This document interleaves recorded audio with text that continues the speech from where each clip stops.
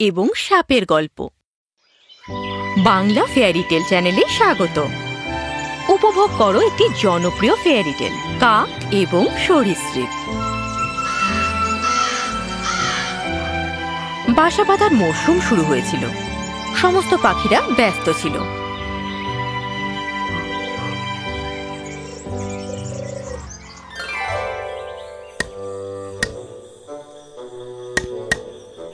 না, এটা কাজ করবে না। 11 বন্ধুরা বাসা বেঁধেছে। তাতে কি হয়েছে মায়া? বেশি বাসা মানেই বেশি ডিম, মানে বেশি শিকারী না।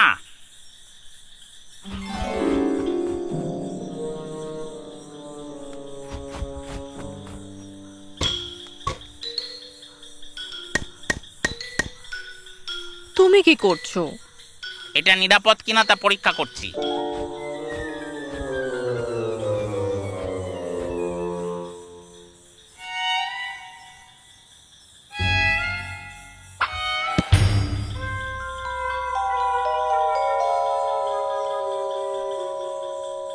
দেখো, এখানে কাঠবিড়ালি আছে। কাঠবিড়ালিরা শিকারী নয়।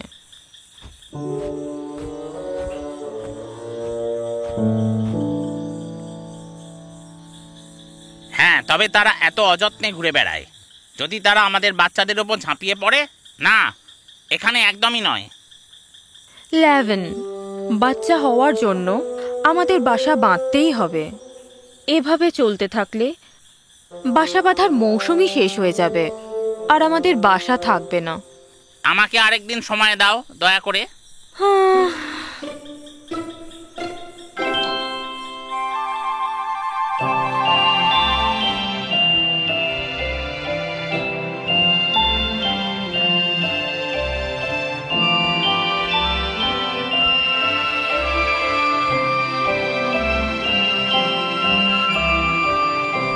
এই জায়গাটা ভালো। দেখো, একটা পাহাড় যার দুপাশে ঘাস নেই, তাই কোনো কাঠবিড়ালিও নেই, পাশে কোনো গর্তও নেই, তাই সাপও নেই। এটা আমাদের শিশুদের জন্য একদম ভালো জায়গা। আমার ভালো লেগেছে। এবার চলো আমরা বাসা বাঁধি।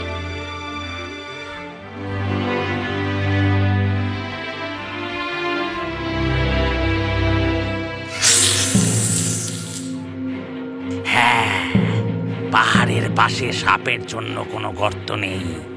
ভালোভাবে লুকিয়ে থাকার জন্য ঘাসের চারপাশে প্রচুর গর্ত আছে। আমি তোমাদের খাওয়া পর্যন্ত আমার মুখ দেখাবো না।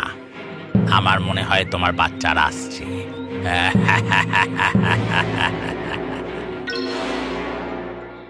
লেভিন এবং মায়া এক্সাইটেড ছিল।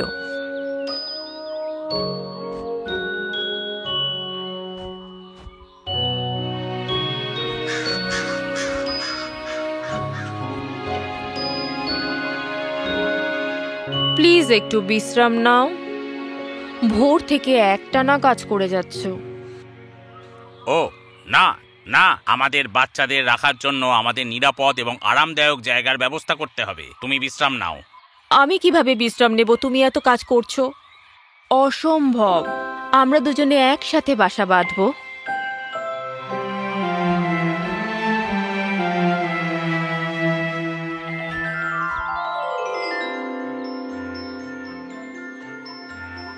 অবশেষে 1 সপ্তাহ কাজ করার পর বাসা তৈরি হলো। তাড়াতাড়ি আমাদের এই বাসাটা আমাদের ছোট্ট ছোট্ট বাচ্চাতে ভরে যাবে। আমাদের সন্তান, আমাদের পরিবার। আমার মনে হয় আমি একজন ভালো বাবা হতে পারবো। তুমি ঠিক যে ধরনের স্বামী, তাতে আমি নিশ্চিত যে আমার সন্তানরা বিশ্বের সেরা বাবাকে পাবে।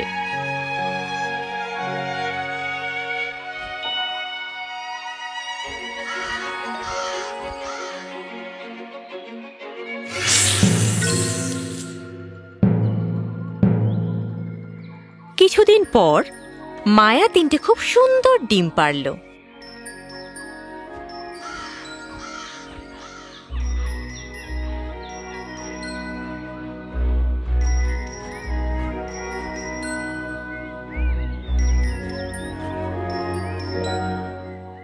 তুমি কি ভালো আছো?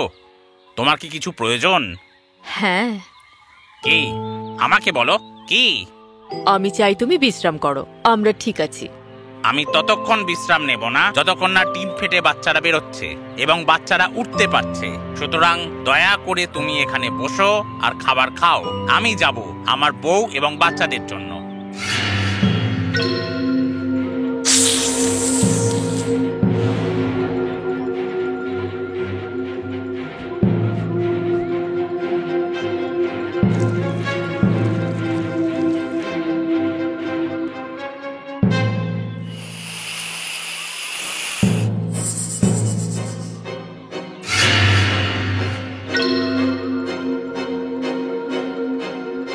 তুমি আমাদের কাছে আসবে না। যদি আসো, আমি আমি আমি তোমাকে মেরে ফেলবো।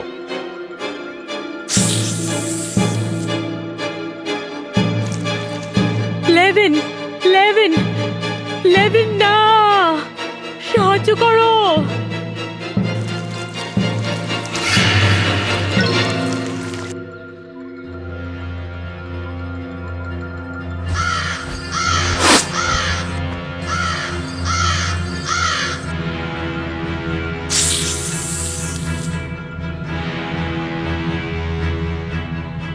কিচ্ছু আসে যায় না। বাচ্চাদের প্রতি তোমার কোনো দায়িত্বই নেই। Levin, Levin!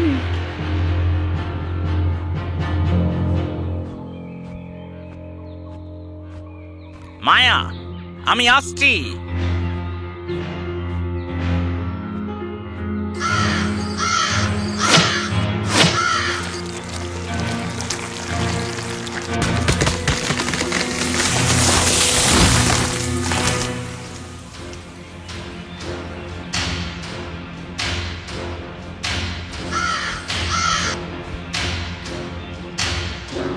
আর কখনো কখনো সাহস দেখাবে না কোবরার সাথে লড়ার। আমি ওদের রক্ষা করতে পারিনি।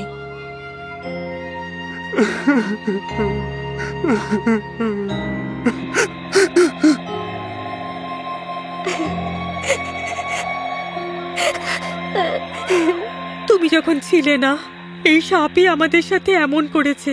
ওকে এর ক্ষতিপূরণ দিতে হবে। ওকে দিতেই হবে। মায়া, আমরা পারবো না। আমি বাধ্য করব। আমি জানি না কিভাবে, কিন্তু এই সাপটা ভবিষ্যতে অন্য কোনো ডিমের সাথে এটা করতে পারবে না। আমরা সাপকে আঘাত করতে পারি না।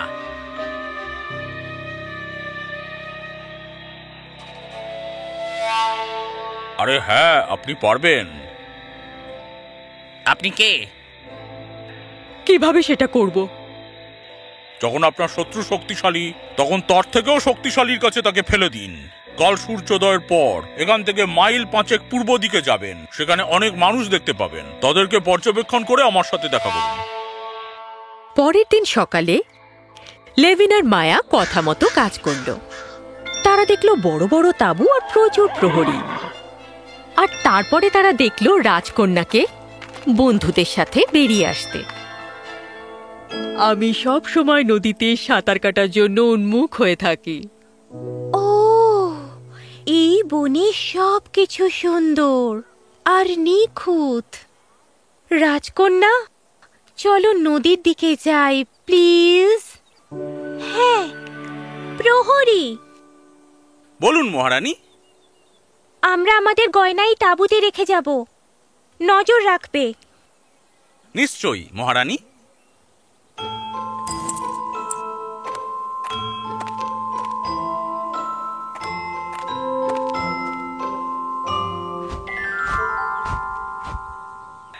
এবং তারপর তারা তাদের কিছু চকচকে জিনিস সরিয়ে তাদের আস্তানায় ঢুকে গেল। খুব ভালো। এসবের সঙ্গে কি সম্পর্ক আছে ওই সাপটার আর আমার বাচ্চাদের? সবকিছুই। আগামীকাল সবকিছুই হবে। তাই মায়া আর লেভিন পরের দিন সকালে রাজকন্যার তাঁবুতে গেল। রাজকন্যা এবং তার সঙ্গীরা তাঁবুতে যখন গয়না রেখে গেল, তারা অপেক্ষা করল। তারপরে প্রহরীরা তাঁবু থেকে একটু দূরে যেতেই মায়া এবং লেভিন ছুটে গেল আর গয়নাগুলো তুলে নিল এবং তাঁবু থেকে উড়ে প্রহরীদের দৃষ্টির বাইরে চলে গেল। প্রহরীদের তাড়া করার সুযোগই দিল না। ও, ওই কাকগুলো গয়না চুরি করেছে। ওই কাকগুলো গয়না চুরি করেছে। ধরো ওদের, চলো ওদের ধরতে হবে।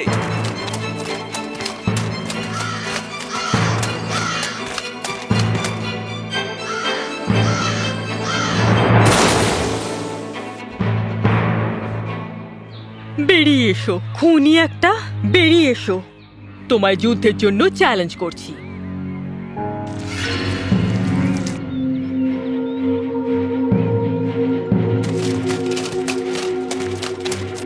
দাঁড়াও দাঁড়াও, ওই যে ওইখানে রয়েছে ওটা।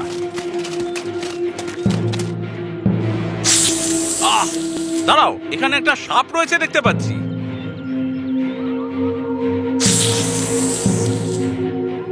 এই কোবরাটা এখানে থাকাকালীন আমরা গয়নাগুলো নিতে পারবো না।